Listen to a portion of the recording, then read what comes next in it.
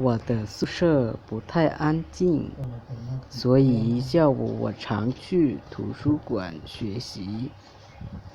我在那儿看书，看中文杂志，有时候还在那儿看中文电影和电视剧。现在我很少看英文的东西，有时候上网跟朋友聊天，有时候发微信或者收发邮件。晚上我常复习课文，预习生词，或者做练习写汉字。